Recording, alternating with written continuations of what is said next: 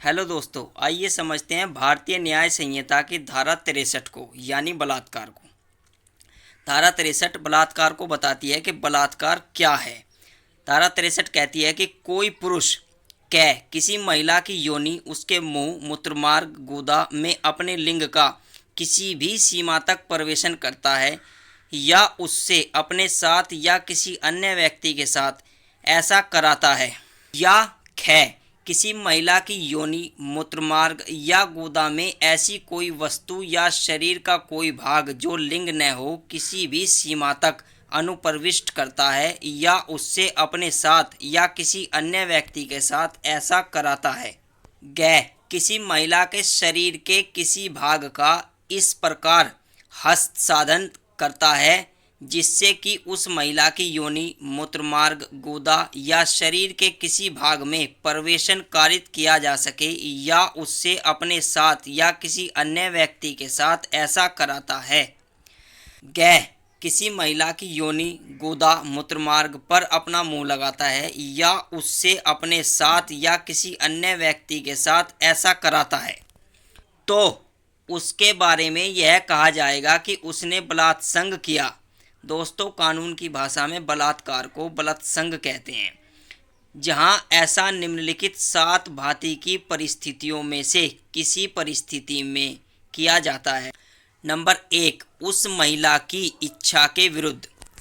Number 2, उस महिला की सहमति के बिना। नंबर 3, उस महिला की सहमति से जबकि उसकी सहमति उसे या ऐसे किसी व्यक्ति को जिससे वह हितबद्ध है मृत्यु या उपहति के भय में डालकर अभिप्राप्त की गई हो। मान लीजिए आपने किसी महिला के बच्चे को छीन लिया और उसकी कनपट्टी पे बच्चे की कुछ गोली वगैरह रखे और कहा कि आप मुझे सहमति दो, तो इस तरीके की सहमति नहीं कही जाएगी। नंबर 4, उस महिला की सहमति से जबकि वह पुरुष यह जानता है कि वह उस महिला का पति नहीं है और उस महिला ने सहमति इस कारण दी है कि वह यह विश्वास करती है कि वह ऐसा अन्य पुरुष है जिससे वह विधिपूर्वक विवाहित है या विवाहित होने का विश्वास करती है। नंबर 5, उस महिला की सहमति से जब ऐसी सहमति देने के समय वह चित्त विकृत यानी दिमाग सही न होना या मत्ता यानी बेहोशी की हालत, नशे की हालत के कारण या उस पुरुष द्वारा व्यक्तिगत रूप से या किसी अन्य व्यक्ति के माध्यम से कोई संवेदन शून्य करने वाला या अस्वास्थ्यकर पदार्थ दिए जाने के कारण उस बात की प्रकृति और परिणामों को समझने में असमर्थ है जिसके बारे में वह सहमति देती है। नंबर 6, उस महिला की सहमति से या उसके बिना जब वह 18 वर्ष से कम आयु की है। मान लीजिए 18 वर्ष से कम आयु की किसी महिला ने सहमति दे दी तो वो सहमति नहीं मानी जाएगी जब वह महिला सहमति देने में असमर्थ है। स्पष्टीकरण 1, इस धारा के प्रयोजन यानी पर्पज के लिए योनि के अंतर्गत वृद्ध भगोष्ठ भी शामिल है। भगोष्ठ यानी बाहर का हिस्सा। स्पष्टीकरण 2, सहमति से कोई स्पष्ट स्वैच्छिक सहमति अभिप्रेत है जब महिला शब्दों, संकेतों अथवा मौखिक या अमौखिक किसी प्रकार की सह सूचना द्वारा विनिर्दिष्ट लैंगिक कृत्य में भाग लेने की इच्छा व्यक्त करती है, परंतु ऐसी महिला के बारे में जो प्रवेशन के कृत्य का भौतिक रूप से विरोध नहीं करती है।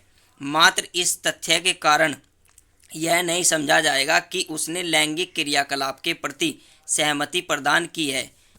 यदि कोई महिला चुप रहती है और कोई व्यक्ति बलात्संग करने की कोशिश करता है तो ये नहीं कहा जाएगा कि चुप रहना ही सहमति थी। अपवाद 1, किसी चिकित्सा प्रक्रिया या अंत प्रवेशन से बलात्संग घटित नहीं होगा, यानी किसी चिकित्सा प्रक्रिया यानी डॉक्टर की जो प्रक्रिया होगी इलाज करने के लिए वो बलात्कार की श्रेणी में नहीं आएगी। अपवाद 2, किसी पुरुष द्वारा अपनी पत्नी के साथ मैथुन या लैंगिक कृत्य बलात्संग नहीं है यदि पत्नी 18 वर्ष से कम आयु की नहीं है। आइए दोस्तों धारा 64 को भी समझते हैं। धारा 64 की उपधारा क्या कहती है? जो कोई उपधारा 2 में उपबंधित मामले के सिवाय बलात्संग करता है यानी बलात्कार करता है, वह दोनों में से किसी भांति के कठिन कारावास से जिसकी अवधि 10 वर्ष से कम की नहीं होगी, किंतु जो आजीवन कारावास तक की हो सकेगी, दंडित किया जाएगा और जुर्माने का भी दायी होगा। यानी 10 साल की इसमें सज़ा होगी, 10 साल से कम की सज़ा नहीं होगी और जो बढ़कर आजीवन कारावास तक हो सकती है। नंबर 2, जो कोई कै पुलिस अधिकारी होते हुए नंबर 1 उस पुलिस थाने की सीमा के भीतर जिसमें ऐसा पुलिस अधिकारी नियुक्त है बलात्कार करता है। नंबर 2, किसी थाने के परिसर में बलात्कार करता है।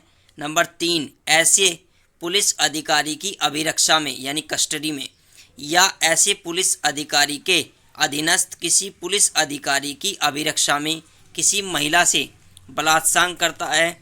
नंबर 6, लोक सेवक होते हुए ऐसे लोक सेवक की अभिरक्षा में या ऐसे लोक सेवक के अधीनस्थ किसी लोक सेवक की अभिरक्षा में कि किसी महिला से बलात्कार करता है। गै केंद्र या किसी राज्य सरकार द्वारा किसी अक्षेत्र में अभिनियोजित सशस्त्र बलों का सदस्य होते हुए उस अक्षेत्र में बलात्कार करता है।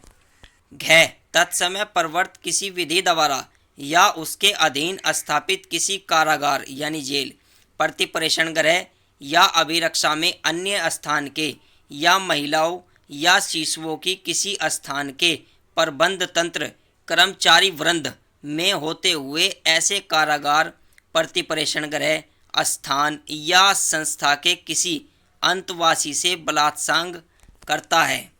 ड किसी अस्पताल के प्रबंध तंत्र या कर्मचारी वृंद में होते हुए उस अस्पताल में किसी महिला से बलात्कार करता है। च किसी महिला का नातेदार, संरक्षक या उसका अध्यापक या उसके प्रति विश्वास या प्राधिकार की हैसियत में का कोई व्यक्ति होते हुए उस महिला से बलात्कार करता है। झ सांप्रदायिक या पंथीय हिंसा के दौरान बलात्कार करता है। ज किसी महिला से यह जानते हुए कि वह गर्भवती है बलात्कार करता है। झ उस महिला से जो सहमति देने में असमर्थ है बलात्कार करता है। झ किसी महिला पर नियंत्रण या प्रभाव रखने की स्थिति में होते हुए उस महिला से बलात्कार करता है। ट मानसिक या शारीरिक असमर्थता से ग्रसित किसी महिला से बलात्कार करता है। ठ बलात्कार करते समय किसी महिला को गंभीर शारीरिक हानिकारित करता है या अपंग बनाता है या विदुर्पित करता है या उसके जीवन को संकटापन्न करता है।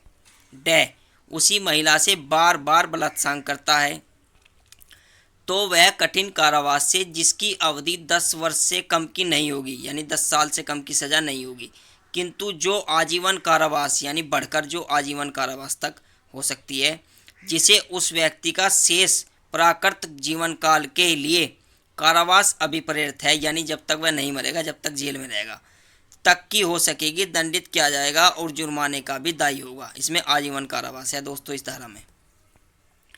स्पष्टीकरण, इस उपधारा के प्रयोजन के लिए कै सशस्त्र बल से नौसेना, सेना, वायुसेना अभिप्रेरित है और इसके अंतर्गत तत्समय प्रवर्त किसी विधि के अधीन गठित सशस्त्र बलों का कोई सदस्य भी है, जिसमें ऐसे अर्धसैनिक बल और कोई सहायक बल भी सम्मिलित है जो केंद्र सरकार या राज्य सरकार के नियंत्रणाधीन है।